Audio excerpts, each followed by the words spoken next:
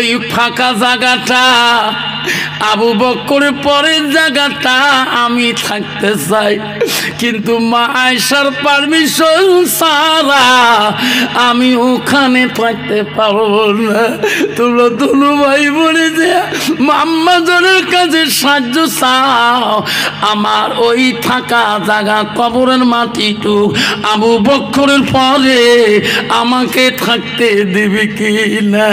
যতক্ষণ হা বলবেন না অতক্ষণ তোমরা আসবে না, তোমার অপেক্ষায় আমি হযরত ওমর থাকবো। আব্বা আমার সোনার চানারা, জান্নাতের মালিক কে? জোরে বলেন কে? জাহান্নামের মালিক কে?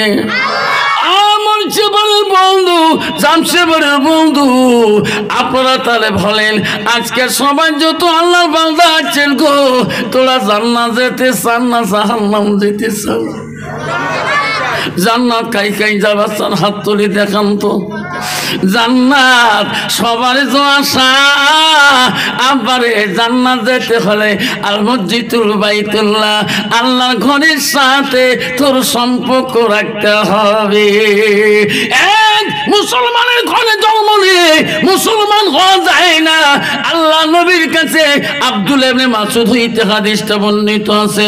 আল্লাহ নবীকে প্রশ্ন করে ক্বালা নবী সাল্লাল্লাহু আলাইহি সাল্লাম আইয়ামা ইয়াহাব্বু ইলাল্লাহু তাআলা, নবী গো ওগো নবী, আল্লাহর কাছে সবচেয়ে ভালো আমলটা কি, ভালো বস্তুটা কি? নবী বলেন ক্বালা সালাতু আলা ওয়াক্তিহা, সময় মতো ওয়াক্ত মতে নামাজ পড়াটা পৃথিবীর সবচাইতে বড় আমল। যেরকম সুবহানাল্লাহ।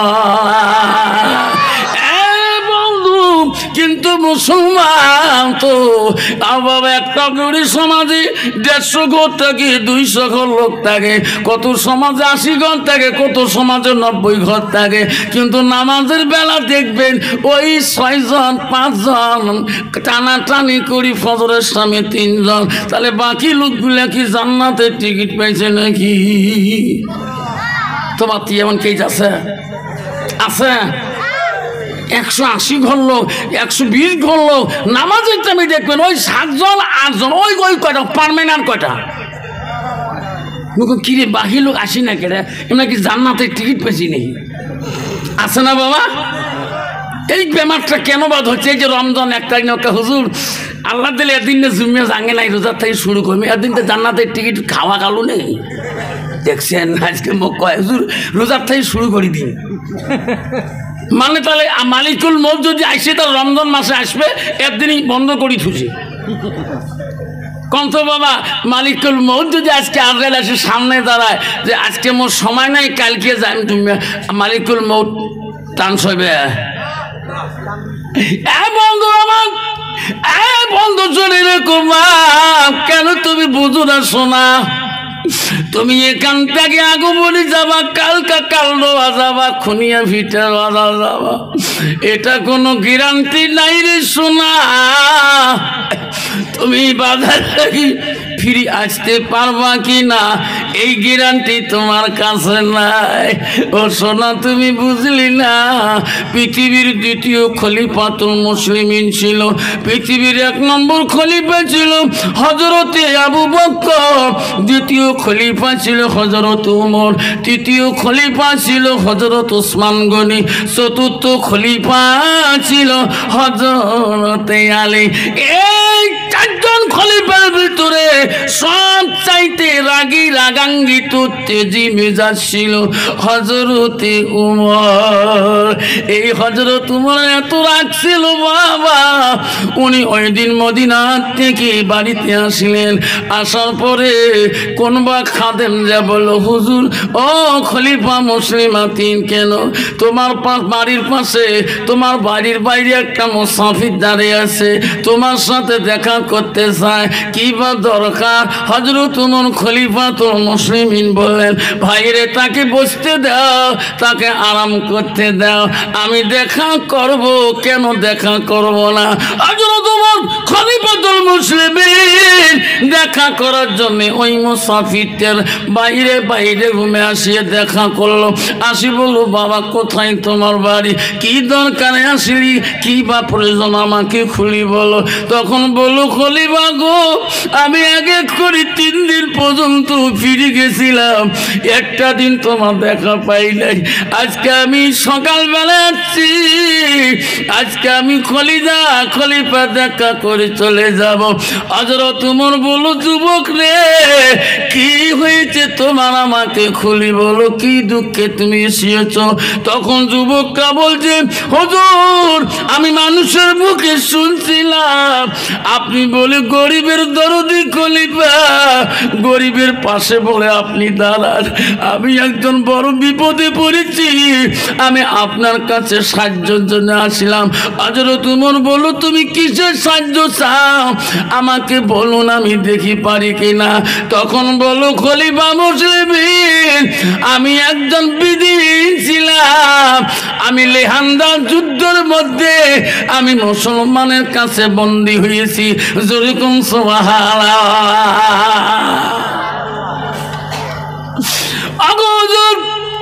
তোমার একজন সাহাবী হযরত মুবারক রাদিয়াল্লাহু তাআলা আনহু আমাকে গোলাম হিসাবে খরিদ করেছিল।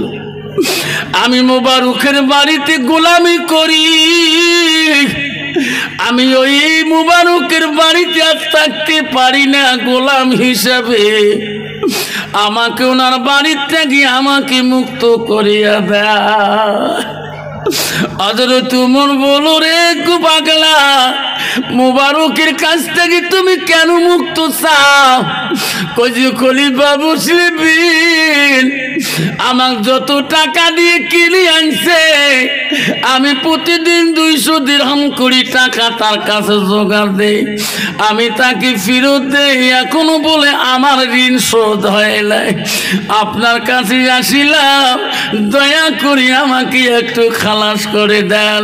হযরত ওমর বলল, রে যুবক, তুমি যে ডেইলি 200 দিরহাম করে টাকা মুবারকের কাছে দাও, তোমার ইনকাম ফ্যাসিলিটিটা কি? কতগুলো ছেলে বাবা গাড়ি ডিমান্ড করে, গাড়ির তেল কেনা পয়সা কিন্তু নাই, বাড়িতে আছে না? 40,000 টাকা মোবাইল কিনবে চায়, কিন্তু বাপের টাকা দিয়ে মোবাইল কিনি, ফেসবুক তোলা, ডাটা চালা, পয়সা পকেটে নাই, আছে না নাই? বাবা রে, ও সোনারা, হযরত ওমর প্রশ্ন করলেন, তুমি প্রতিদিন 200 দিরহাম করে মুবারকের কাছে টাকা দাও, তোর ইনকামটা কি আছে বলো আমাকে। তখন যুবক বলল, খলিফা গো, আমার জীবনে আমি 3টা কর্ম শিখছিলাম, এই 3টা কর্ম দ্বারা জান্নাতি পাই, যা পাই আমি তার কাছে জোগাড় দেই। কি কি কর্ম? 1 নম্বর বলল, খলিফা, আমি 1 নম্বর কর্ম শিখছি, আমি একটা কামার, আমি লোহা গরম করি আমি অস্ত্রপাতি তৈরি করি। কন্ত বাবা হালা করাতে কামার আছে না নাই? কিনতে গিয়ে লোহাটা ডাঙাইয়া সুন্দর একটা চাকু বানাইয়া দেয় না? বলছে, খলিফা, আমার এই জীবনের 1 নম্বর কর্ম হলো আমি একজন কামার। 2 নম্বর, খলিফা, 2 নম্বর কাম হলো আমি সুতা বানাইতে পারি, পোখা দিয়ে আমি সুতার বৃদ্ধি করতে পারি। 3 নম্বর কি? ও খলিফা, আমি একজন আর্টম্যান, একটা মানুষকে দেখলে আমি আর্ট করতে পারি।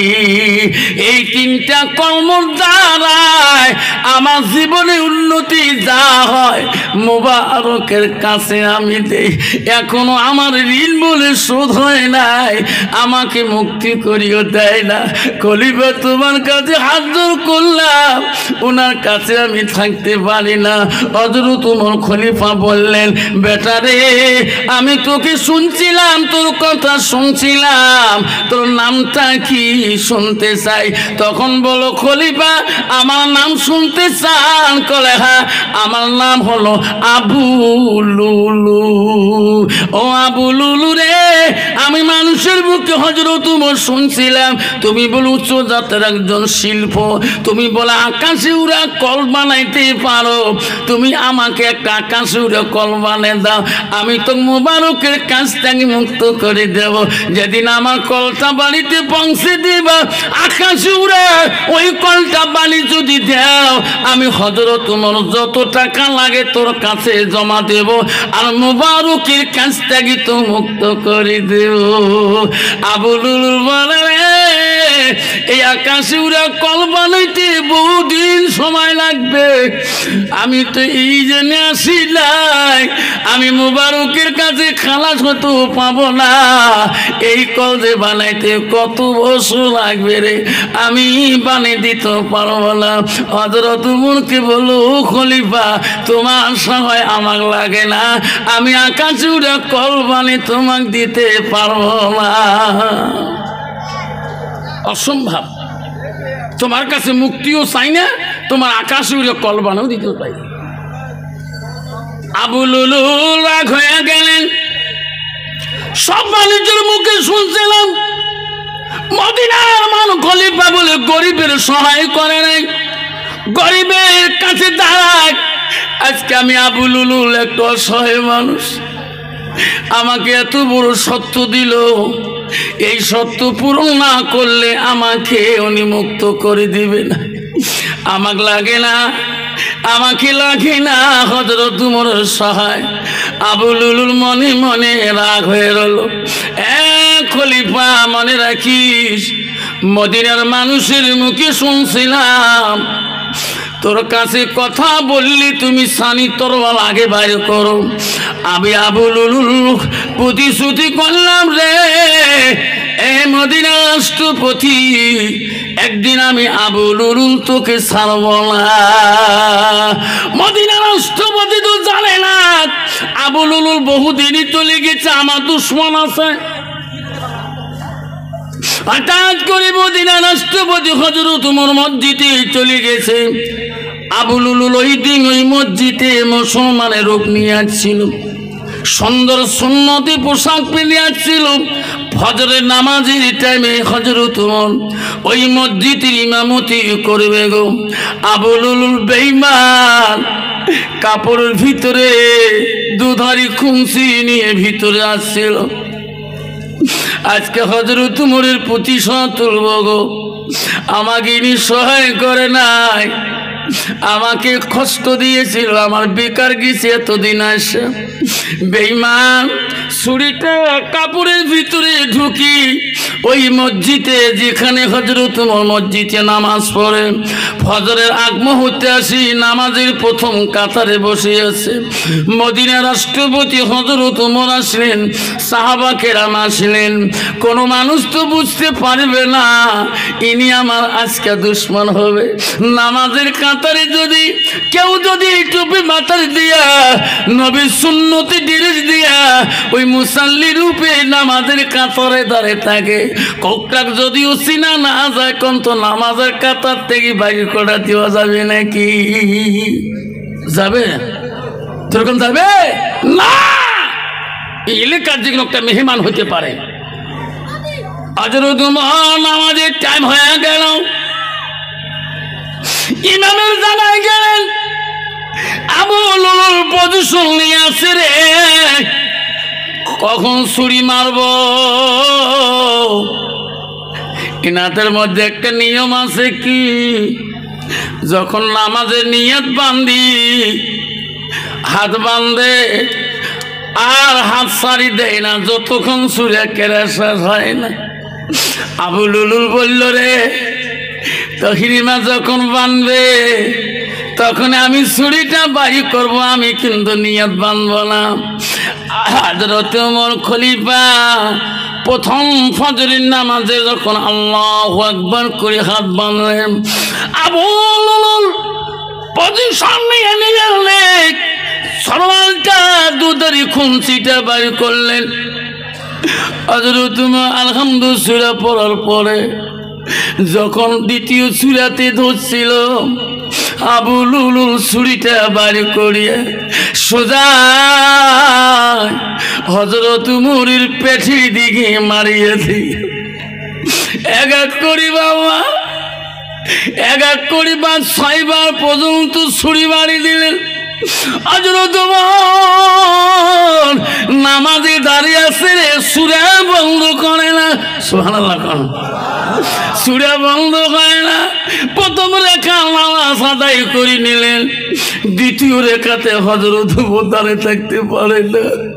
হায় রে, ওই সময় হযরত ওমর পিছনে আব্দুর রহমান বিরব নামে একজন সাহাবী ছিল, তাকে টানিয়ে নিয়ে বলছে, আব্দুর রহমান রে, আমি দ্বিতীয় রেখার নামাজ পড়েছি, আর পারি না, তুমি নামাজ নষ্ট করে দিও না, দ্বিতীয় রেখার নামাজের সূরা মিলি তুমি নামাজটা শেষ করে দাও। আব্দুর রহমান বিন রব আস্তে করে ইমামের জায়গায় যে আবার দ্বিতীয় রেখাতে নামাজ সূরা মিলিয়ে নামাজ পড়া শুরু করে দিল। হযরত ওমর আস্তে করে বেরিয়ে এমন একটা চিৎকার দিল রে, আরে নামাজের মশলা ত্যাগী মসজিদের বারান্দায় পড়িয়া গেলেন, রক্তে রক্ত হয়ে শুরু হলেন। ওই সময় আবু লুলুল যখন ছুরি মারছিলেন, কয়েকজন মুসাল্লি সাহাবীরা দেখছিলেন, কিন্তু কেউ ভয়ের চোটে পালাইছিলেন, কেউ পালায় নাই। ছুরি মারি বাইরের সাথে সাথে ওই বাকি সাহাবীরা ছাড়ি দেয় নাই, জীবন দেব রে, এই বেঈমানকে ছাড়ি দেব না, এমন জোরে আটকে ধরলেন। আব্দুর রহমান বিশ্বাস যখন নামাজের সালাম শেষ করে দিলেন, ফজরের নামাজের সালাম ফিরিয়ে দিলেন, বাকি সাহাবীরা ওই আবু লুলুল বেঈমানকে ধরে ফেলাইলেন। আয় রে, আবু লুলুল ভাবিল রে, আমার বাসায় উপায় নাই, নিজের ছুরি দিয়া নিজে হারিয়ে মৃত্যু হয়ে গেল, কিন্তু উনি জানে আমি যদি জিন্দা থাকি আমার কত কষ্ট করি মারবে। আবু লুলুল নিজের খুনসি দিয়ে নিজে খুন হয়ে গেল, মৃত্যুদণ্ড হয়ে গেল। হযরত ওমর মসজিদের বারান্দায় কাতর শুয়ে পড়ে আছে, সাহাবীরা কাঁদলে, হায় রে, আজকে আমার কলিমের কি হলো রে, এত রক্ত, রক্তই রক্তিত হয়ে গেল গো, আর রাখতে পারে না। সাহাবীরা ঘাড়ে করে কাঁধে করে নিয়া হযরত উমরের বাড়ি দিকে রওনা হয়ে গেলেন। হযরত উমরের বড় ছেলের নাম ছিল হযরত আব্দুল্লাহ। আব্দুল্লাহ খবর পেয়ে গেল মসজিদে, বলে আব্বার কি হয়েছে রে? আব্দুল্লাহ খবর পৌঁছাতে বাড়ি থেকে তুফান মতন করে দৌড়ি দৌড়ি আসতেছে। অর্ধেক রাস্তা আসি দেখে তার বাবা 4 জনে ঘাড়ে করে নিয়ে আসতেছে গো। হায় রে, ওই লোকদের সামনে আছে, সাহাবীদের সামনে আছে। আব্দুল্লাহ তাকায়, আব্বা, আব্বা, ও গো আব্বা, আব্বা তোমার কি হলো গো? আব্বা, মদিনার এমন কোন বীর নাই, এমন কোন মানুষ নাই তোমার সামনে দাঁড়া, আজকে তোমাকে এই দুশ্মনীটা করলো আব্বা। আব্দুল্লাহ কান্তি কান্তি বাড়ি যায়। হযরত উমরকে বাড়ির মধ্যে বিছনার মধ্যে শুয়ে রাখি দেয়, বিছনা শুয়ে দিল। আব্দুল্লাহ বাবা চোখের সামনে যে কান্দে, আব্বা গো, আমাকে একটা বার আব্দুল্লাহ করে ডাকাও, আব্বা আমাকে একটা বার আব্দুল্লাহ করে ডাকাও। ওই দিন হযরত উমর চোখ মেলিও দেখে না। বাপজন আমার আব্দুল্লাহ রে, সোনার চালনা শুনে রাখো, আল্লাহ রাসূলকে আব্দুল্লাহ ইবনে মাসউদ হইতে হাদিসটা বর্ণিত আছে, হুজুর নামাজের পরে আরো কোন আমল বড় আছে নাকি? কুলতু সুম্মায়ু, নবী বলল নামাজের পরে আরো বড় আমল আছে কি? খালা বিদ্রুল ওয়ালিদাইনা, মা বাবার সঙ্গে সৎ ব্যবহার করাটা আল্লাহর কাছে সবচেয়ে বড় আমল। যেরকম সুবহানাল্লাহ। নবীকে প্রশ্ন করলো কুতু সুম্মায়, নবী গো নামাজের পরে আরো কোনো আমল আছে নাকি? নবী বলল কালা বিদ্যুল ওয়ালিদাইনা, মা বাবার সঙ্গে সৎ ব্যবহার করাটা আল্লাহর কাছে সবচাইতে বড় আমল। আব্দুল্লাহ যখন তার বাবা খলিফা ওমর বাড়িতে নিয়ে গেলেন, আব্দুল্লাহ তার বাবার চিকিৎসার জন্য এমন একজন বিজ্ঞ চিকিৎসকের কাছে চলিয়ে গেলেন। চিকিৎসক আনলেন, হযরত খলিফা উমরের শরীর দিয়ে 6টা জায়গায় দুধারি খুনসি ঢুকিয়ে গেছে। আব্দুল্লাহ কানতে কানতে এমন একজন বিজ্ঞ চিকিৎসকের বাড়িতে গেলেন। ও চিকিৎসক বলল, আব্দুল্লাহ রে বাবা তুমি এত কান্দিস কেন, কি হয়েছে তোমার? কইছে ও চিকিৎসক বাবু আমার বাবা বড় বিপদে, আমার বাবা চিকিৎসা করতে হবে। সঙ্গে সঙ্গে চিকিৎসক আসলেন। আব্দুল্লাহ আসে দেখে সাহাবারা ঘিরে নিয়ে কাঁদতেছে। আব্দুল্লাহ চোখের পানি বন্ধ করে না, দৌড়ে যা বাবার কানে যে আবু বকরের পরে কবর হয় না, ওই ফাঁকা জায়গাটা আবু বকরের পরের জায়গাটা আমি থাকতে চাই, কিন্তু মা আয়েশার পারমিশন ছাড়া আমি ওখানে থাকতে পারবো না। তোমরা দুনু ভাই বলে যে আম্মাজানের কাছে সাহায্য চাও, আমার ওই থাকা জায়গা কবরের মাটিটুক আবু বকরের পরে আমাকে থাকতে দেবে কি না? যতক্ষণ হা বলবেন না অতক্ষণ তোমরা আসবে না, তোমার অপেক্ষায় আমি হযরত উমর থাকবো। হযরতে হাফসা হযরতে হাইরে আব্দুল্লাহ কানতে কানতে মা আয়েশা আম্মাজনের কাছে চলে যায়। হাফসাকে দেখে আয়েশা বলে, হাফসা রে কান্দিস কে? কান্দি লাভ হবে না, আমার আব্বা না দেখ শুয়ে আছে রে, আমার আব্বা আবু বকর শুয়ে আছে রে হাফসা, আমার দয়ার নবী না শুয়ে আছে, এখনো তোর বাবা শুইতে থাকতে হবে, কখন বা আমি আয়েশা কবরে শুয়ে থাকবো, কান্দিলা হবে না। আয়েশা বুঝাও। হাফসা কয়, ও বনি রে তুমি রবির স্ত্রী, আয়েশা তুমি 3 নম্বর, আমি হাফসা আমি নবীর স্ত্রী হলাম 5 নম্বর। আমার অধিকার আছে বোন, আমার একটা প্রয়োজন কি, আমার কথাটা মানবা কি না? আমার আব্বা তোর মুখে না শোনা পর্যন্ত অপেক্ষা হয়ে থাকবে, আমাকে ওয়াদা দিয়ে দে। আয়েশা বলো কি ওয়াদা বলো? হাফসা বলো রে আব্দুল্লাহ বলো কি ওয়াদা চাও? কইছে ওগো নবীর স্ত্রী আমি বলি তোমার আব্বা আবু বকরের কবরের পরে জায়গাটা খালি হয়ে আছে, সেই জায়গাটা আমার আব্বা তোমার কাছে সাহায্য চায়। আয়েশা বলছে হাফসা রে আমি আশা করছি আমার নবীর পরে আমার আব্বা ঘুমাইছে, আব্বার পরে আমি ঘুমাবো। আজকে তুমি আমার কাছে এত বড় আবদার জানালি, হাফসা তোর আব্বা আমার নবীর সাথে এত প্রেমিক ছিল রে, আমার আব্বার সাথে এত মহব্বত ছিল, আমি তো ফিরে দিতে পারি না। আমার নবীর পরে আমার আব্বা আবু বকর পরের কবরটা আশা করছিলাম আমি আয়েশা। যা হাফসা যা রে, কথা দিলাম নবীর ভালোবাসা আমার আব্বার ভালোবাসা থাকার জন্যে আমার জায়গাটুকে তোর আব্বাকে আমি দানপত্র করে দিলাম। যেরকম সুবহানাল্লাহ নাই থাকবে আব্বা আমার আল্লাহ নবী বলে যা মাতাল ইনসানু ইয়ানকাতান ওয়া মালাহু। নবী বললেন মানুষের মৃত্যুর পরে মানুষের সৎ আমলগুলা নেক আমলগুলা কবরে গেলে বন্ধ হয়ে যায়। আমার নবী বলল ইল্লা মিন সালাসাতিন, তিনটা আমল কবরবাসীর জন্য বন্ধ হয় না। এক নম্বর নবী বলল সাদাকাতুল জারিয়া, যারা দুনিয়ার মুখে ওই মার নামে বাবার নামে দাদার নামে সাদকা জারিয়া করবে, দান খয়রাত করবে।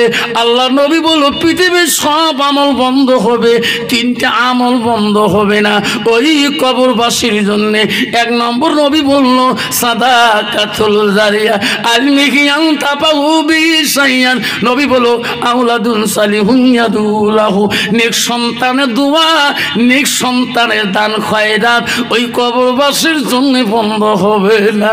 আব্বা আমার আজকে মরিচের পার হুসেনিয়া মসজিদ এবং মক্তবের জন্য একটা মা হারা সন্তান আজকে গো আমাকে হাত দেখাইবেন। আমি আফসর মাওলানা মা হারাছি, আমি আব্বা হারাছি গো। আমার মা 18 রমজানের মধ্যে আমার মা ইন্তেকাল হয়েছে। মা যে মারা যাবে কোনো নমুনা আগে পাওয়া যায় নাই, মরার আঁকা দিনেও না। সকালবেলা মা আমার ভালো মানুষ, সকালবেলা স্কুলে বেরাইলাম, আমার মা বললো বাবা স্কুল যাস না। কে মা? রোজার মাসে আমার স্কুল খোলা, মা হাই স্কুল। মা বাবা আজকে দিনটা যাস না, আমার মনটা কে ডাকে। কে কি হলো মা? বাবা আমার মনকে ডাকে, তোর বোন চারটাকে ফোন কর, আমি দেখতে চাই। আমি সঙ্গে সঙ্গে হেডমাস্টারকে ফোন লাগাইলাম, স্যার আজকে আমি স্কুল যেতে পারি না। কেন? আমার মা যেতে দেয় না। ঠিক আছে থাকো। আমি বোনগুলো ফোন করলাম, কটা বোন 12টা 1টার ভিতরে বাড়ি চাপলো। মা জহরের পরে হারি রমজান মাস অসুস্থ হয়ে গেল, আসরের পরে আরো কাবু হয়ে গেল, মাগরিবের পরে সব বোন ভাই সবাই বসিলাম, ডাক্তারকে নিয়ে আসলাম। ডাক্তার গোবিন্দ বলল হুজুর চিকিৎসা করে লাভ হবে না, তোমার মা ছেলান আগে লাভ হবে না। মাগরিবের আজান দেয় বাংলাদেশে, আমার বাড়ির কাছে গো। কারি সাহেব কোরআন তেলাওয়াত 5 মিনিট করি, বাংলাদেশে রমজান ইফতারির আজান দেয় গো। কারি সাহেবের আজান শুনি মসজিদে বসি, মার মাথা সুত্তাই রে। কালকে আমি মার সাথে রোজা খুললাম, আজকে কেন মা রোজা খোলে না? সব ভাই বোন রোজা ইফতারি নিয়ে বসলো, আমি মার সামনে নিয়ে বসে আছি।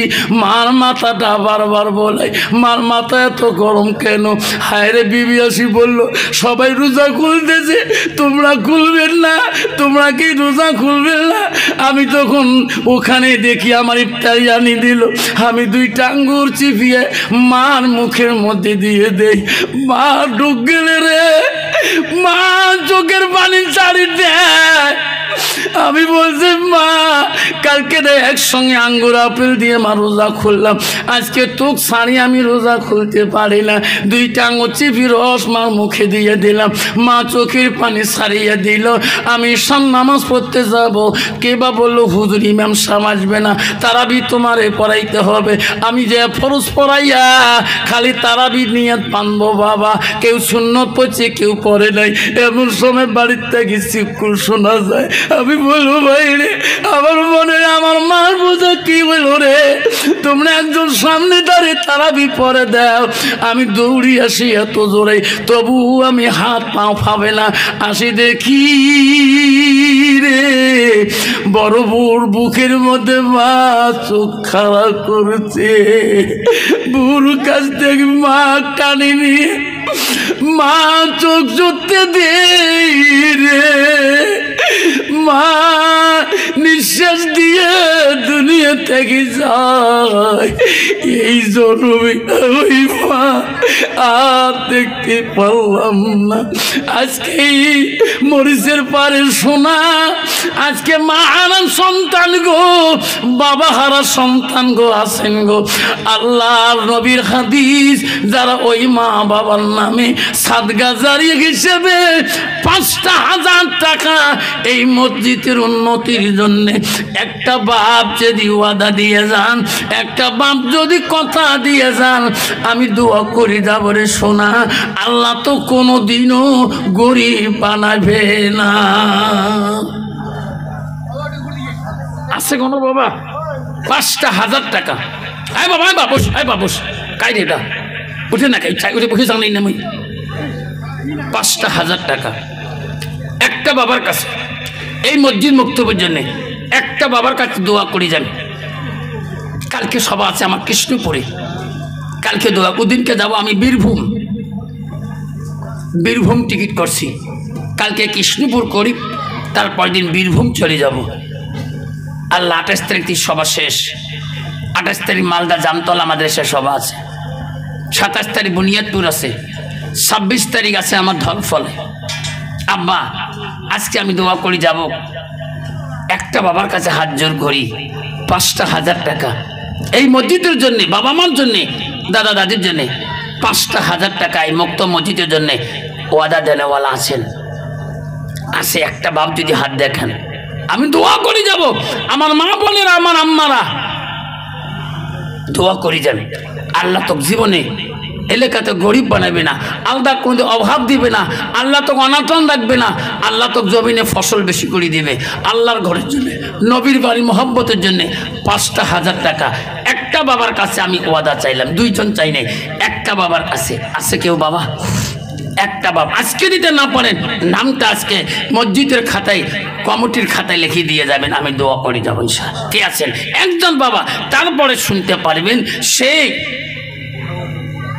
ওই যুবক, যে যুবক দাড়ি রক্ত বন্ধ, হক্কানি আলেম বন্ধ করতে পারবে কিনা, সেই রক্ত বন্ধ হবে কিনা, আপনার ইতিহাসটা শুনে চলে যাবেন। আসুন একটা বাবা, আসুন 5,000 টাকা আজকে দিতে না পারেন, এই মসজিদ তোমার সমাজ, এই মসজিদ তোমার আন্ডারে, তোমার এলাকায়, আর মসজিদুল বাইতুল্লাহ, মসজিদ আল্লাহর ঘর, আল্লাহর বাড়ি ঘর মেরামতি করার জন্য কোনো বাবা যদি 5,000 টাকা, নবীর বাড়ি মক্তবের জন্য যদি 5,000 টাকা ওয়াদা দিয়ে যান, হুজুর মসজিদ এবং মক্তবের জন্য আমি 5,000 টাকা ওয়াদা করলাম, একটা নাম নিয়ে দোয়া করতে চাই 1 মিনিট। আছে কোনো বাবা? ওঘমলা দেখ রে তাকাইয়া তোর বান্দা কান্দে, বাপু মারো লাগিয়া, কেউ কান্দিনি প্রসব কালে, কিন্দিছিল শুধু তোমার মা, মায়ের দিলে কেহ ব্যথা দিও না, রক্ত মাখা শরীর মা ডুবিয়েছিল ঘরে, হৃদয়ের গোপন জিনিস মা মুখে দেয় রে তুলে। আসুন সে মাটার জন্য, বাবাটার জন্য 5,000 টাকা একটা বাবার কাছে চাইলাম।